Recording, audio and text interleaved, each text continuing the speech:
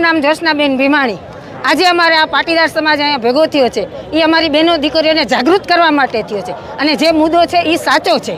કારણ કે અત્યારે દાંડિયા ક્લાસ જે ચાલે છે એમાં છોકરીઓ પર દૂષણ જ થાય છે। તો આ દૂષણને અટકાવવા માટે અમારા પાટીદારની સમાજની બહેનો અને દીકરીઓને અને માતાઓને પણ જાગૃત થવાનું છે।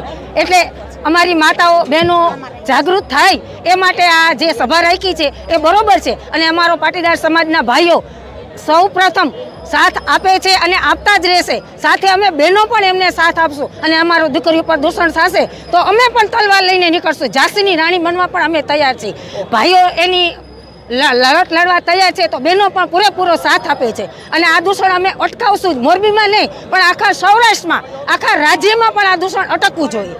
वैभवी लिख्या આજે તમે સભામાં શેના માટે આવ્યો છો, શું કહેશો? આજે આપણે સભાનો એક વિષય હતો કે પાટીદાર સમાજની બહેનો દીકરીઓને જે છેડતી કરવામાં આવે છે કે ગરબામાં શીખવા દાંડિયા ક્લાસમાં જે પણ એને નુકસાન થાય છે જવાથી એને કંઈ ફાયદો નથી એટલો બધો જેટલો એના દૂષણનો સામનો કરવો પડે છે। એના માટે આપણે બધી એક સભા ભેગી કરેલી હતી।